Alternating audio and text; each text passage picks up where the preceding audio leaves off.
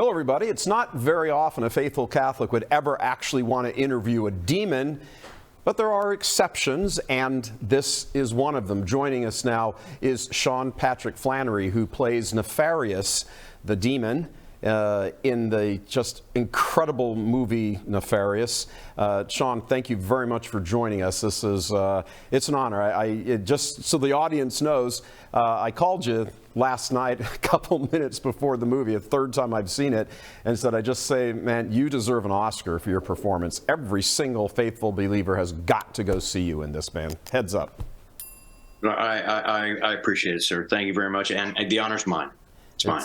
It's tremendous. I want to ask you, when people are, when actors are involved in roles, sometimes it's just a job and they're just doing their thing and they're, doing whatever it is they do. And then when the movie is over, they move on to the next whatever.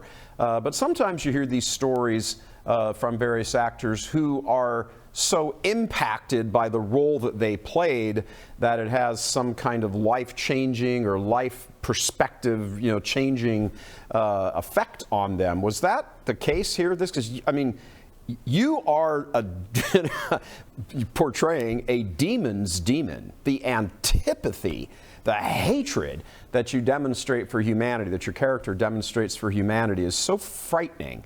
It's so mesmerizing that I'm thinking to myself afterwards, how could he possibly portray that role and not be somehow impacted by it? Were you?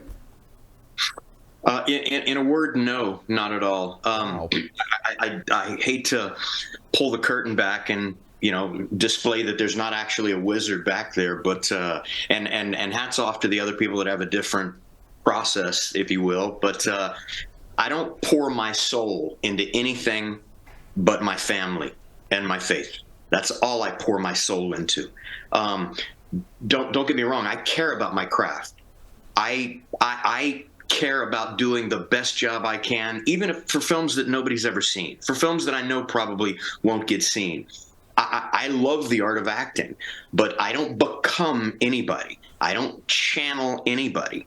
The entire thing, it's acting. I'm pretending. That character never lived. That character was only in make-believe and between action and cut. Right. And I'd love to tell you some big story about how I sacrificed something great, but it's just not true.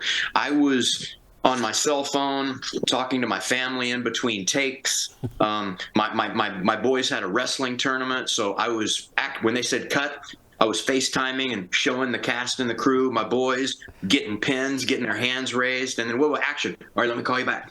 Put it down, and I'd go and do a scene, and that's just the way that I do it. I don't understand people that have traumatic experiences or carry a character with them. That's completely foreign to me, as is trying to fly. Well, then I've got to say even more hats off to you, because you look like, again, we're looking at it on a screen. I get that, a big screen, it's a movie and it's acting and everything, but you're so utterly convincing in the role of Nefarious. So when the guys brought you the script, you got the script or something, when you looked at it and read over the script the first time, what was your impression? You're thinking, oh, this seems fun. I got to play a demon, or wow, this is a real challenge, or what went through? What was your first reaction to it? My first reaction was that actors like me don't get scripts like this. These scripts, things that are so perfectly structured in the writing, they go to A-list celebrities. And I'm not denigrating myself, but I've always been a blue collar actor. I have to act and work to feed my family. Mm-hmm. The first time that I read it, I thought I would love to play this character. These roles are why you move out to Los Angeles. You pack up your car and you move out there and you find a roommate on Craigslist because of hopes, even in a 40, 50-year career, maybe you'll get the opportunity one time. And luckily for myself, I got it a couple of times. I had an opportunity to do a film early in my career, which I thought the same thing about, called Powder. And then I got an opportunity to do this one. So it's the second time around. When I read that script, I was horrified for Nefarious, I had empathy for Edward. Yeah. And when I read books, I get emotionally affected by reading books. I kind of lose myself in the story. And if you believe what you're reading enough, your body reacts accordingly. Your body understands what your brain is thinking. You know, whether there's pain or not. If your brain thinks there's pain, you're going to feel it. And that's really how the acting goes as well. I loved the message. I loved the delivery system for the message. And I'll tell you, the majority of faith-based films, without pulling any punches, I think are absolute garbage. Yeah. I think their execution I think that's kind of universal, regardless of where you are or not on the theological spectrum. I think that's pretty universal assessment. And people say, you can't judge a book by its cover, but, the publishers that are paid millions of dollars, they spend a lot of time on the covers. And the wrapping paper for the message is the quality of the film. The acting, the production value, the sound score. And this is one that I knew Chuck and Carrie. I knew that they were amazing writers and directors. I'd done a film with them back in 2004. And I told them at the culmination of that film, I said, guys, I would do a Fruit Loops commercial with you. And a year and a half ago from today, they called and they said, Flanery, we have a Fruit Loops commercial for you. And I said, put me in, coach. And then they sent me the script, and that's it. I don't really read scripts that move me like this one moved me. Yeah. And on all fronts. Creatively, I wanted to do it. But also, it's a message that I wholeheartedly support. Yeah. I want to go into that a little bit more with you, specifically the message, and focusing on that the hatred that hell, Satan, Master, Nefarious, all the underworld has for humanity. I have to tell you, when I was, I've seen it 3 times now, talked to the audiences, various members of audiences afterwards, and they all have the same kind of guttural response, the various people I talked to, and it was just sort of riveting. They don't think really of the devil and hell and all this sort of stuff and the spiritual war and hell's desire to destroy humanity, and that just oozes out of your performance in the movie. Well, I appreciate that. I appreciate that. And I really think that whatever side you're on, it's hard to not acknowledge that a lot of these things are happening in the world. Yeah. And if you look at them long enough, I think you have to say, under just a milligram of scrutiny, that can't really be good. At your core, you have to say that. And I think it really forces a lot of people to course correct, whether they like it or not. I've had people that are seemingly or claiming to be atheistic, but they're probably more dogmatic about their atheism than they are. And they've reached out to me and made statements that I'm thinking, wow, that's completely unlike you. You've really thought about some things. Albert Schweitzer had one of my favorite quotes. He said, that good is that which promotes life. Evil is that which destroys life. And it really rang true to me. This film, I think, strikes outside of scripture or anything else. It just strikes at every human's natural instinct of the difference between good and bad. And people see it and they go, wow, I can't really deny that. I tweeted out a lot of tweets about people, you got to go see this, you got to go see this. One lady sent me a tweet back and said, I was watching it with my son or daughter, whatever, family members, younger people. I got the impression in their 20s, and they said they both bolted to confession the instant the movie was over. I'm like, well, that would be the appropriate response, I think, certainly for Catholics. I want to play a clip for the audience, and I want to get your response to it. It's kind of a sum-up clip where you're really, where Nefarious is talking to the atheist psychiatrist, and really kind of getting into the nuts and bolts of just how cunning hell is when it comes to the treating of humans. So let's watch the clip. We'll come back, get your thoughts on it. Bottom line is you're done. It's over, that's it. And we did it all right to your face, James. And now there's evil everywhere. And no one even cares. Yeah, I don't agree. Proving that we achieved our goal. Slowly, with your movies, your TV, and your media. We desensitized you. Redirected your worldview to the point that you can't even recognize evil when it's right in front of your face. More to the point, James, you can't even feel it when you're doing it. And as for winners and losers, whoa. That gets decided at the time of death. The exact numbers are a closely guarded secret, but there are more of you ending up in my master's house than with the enemy. A lot more, Jimmy.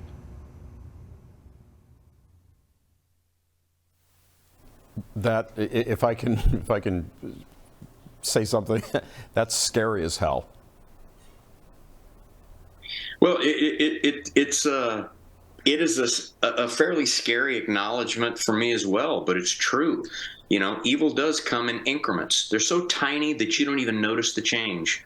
But through generations, you know, things that my grandfather thought were absolutely appalling are commonplace today. And that happens every generation. Every generation is disgusted of the next. And, you know, they want to go back to a previous time. Well, the slippery slope is very, very, very real. There are things that 10 years ago would be unheard of. Yeah. But you know, you have to ask yourself this. There's really only one side that acknowledges that. Like, there is one side that has to say all of my ancestors were absolutely wrong about everything. Right. And there's one side that says all of my ancestors were probably right. And once you think about that and you go, wow, you know what? I mean, you have politicians all the time. You know, look back up something that they said 10 years ago, 20 years ago, 30 years ago. Even they, by their own acknowledgement, thought that will never happen. That's evil. That's wrong. Cut to now, some of them are going, oh, well, of course. It's tiny millimeters, unnoticeable millimeters, and it creeps in while you're not watching. Then you turn around and you go, whoa, how'd that monster get there? Right. Oh, one molecule at a time, brother. You were just asleep at the wheel. There were a couple of, well, there were many sort of one-liner responses coming out of Nefarious's mouth there about, you know, I know more theology than any human being who's ever lived. I'm the most rational being you'll ever meet. And, you know, again, your presentation of those was just chilling. It just the sort of the demonic confidence. And when you had that one little exchange, or when Nefarious has that one exchange with the psychiatrist, and he says, yeah, you guys, meaning humanity, you are inferior by design. You know, it's just, there's so many thought bombs going off in the average person's head at the same time. It's an awful lot to ingest. It really is. But I do have to say, there was this one scene, and you know, just to set it real quickly, and I want to get your thoughts on the reality behind it. There's one scene where the psychiatrist is, his girlfriend is having an abortion at the moment that Nefarious and the psychiatrist, James, are in the room together. And at the moment the abortion is happening, Nefarious stands up and puts his arms out and says, you know, it's beginning. Can you feel it, James? You know, he's on the altar of sacrifice. And you do this ghoulish countdown, you know, 5, 4, 3, 8, and all hell rejoices. That has got to be some intense response going on with you as an actor. It's just so frightening. It's riveting. Well, you know, the way I run that in my head is, you know, I always imagine evil to be the inverse of good, the mirror image. So, you know, one of the most monumental moments in my life is the birth of my kids, and it's a very emotional feeling. On the converse, the inverse of that, I would think that the removal of life would be equally as pungent, but it wouldn't be emotional. It would be a physical sort of pleasure. And that's just the way an actor's head goes around a scene, because I don't know. I don't know what evil is. I don't want to personify evil. Yeah. I want to give you my interpretation of when I let my brain loose, and that's what it thinks about. It thinks about Well, God and creation and life is a very internal and emotional pleasure. The inverse, the removal of it for the dark side, must be a very physical expression of almost erotic glee. And so that's what I put on camera for that very purpose. And I hope it works. Oh, well, it certainly worked. I mean, erotic glee would be, because the closing line on that scene, that particular moment is, and all hell rejoices at the destruction of this baby. And, you make the comments, it's so good for us to be able to get back at the carpenter. Imagine the pain he feels when one of his little babies is like slaughtered and chopped up inside the mother's womb. And it's so crazy. Let me ask you, are you, tell us about you, not Nefarious. Tell us about Sean and your faith life. Where are you? How do you look out and see the world now with all of the madness that we've touched on a little bit earlier? Tell us about Sean. Well, I was born in Lake Charles, Louisiana. Grew up in Texas. I've been in Texas since I was 3. Lived out when I finished college, went out to LA with a script under my hand that I wrote. Wanted to become a writer. The acting kind of took over and the writing took a backseat until about 5 years ago recently. But when I went to St. Mark's Episcopal for elementary. I went to University of St. Thomas for university. So I've hardly had a meal without saying grace before it. I've hardly laid my head on a pillow without talking to God. Religion has been a part of my life since I got here. I don't know any different. And although that seems to be a little bit foreign in Los Angeles, when I met my wife, she was cut from the same cloth. She's from South Carolina. And we always realized, one of the things that made me fall in love with her when we're talking about, what do you want to do? What do you do? What do you want? And she said, I want to be a mom.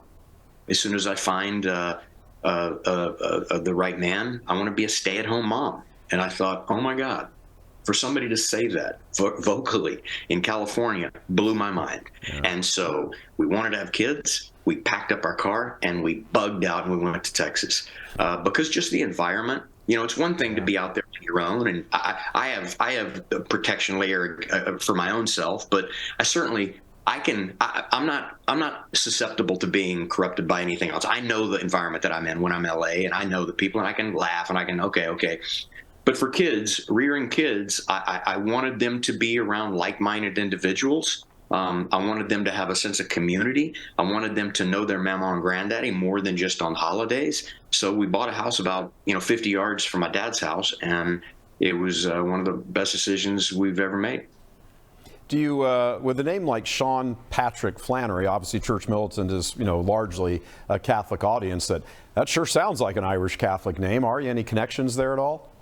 Yeah, my granddaddy was first generation from Ireland, so I'm pretty Irish, about as Irish as you can get.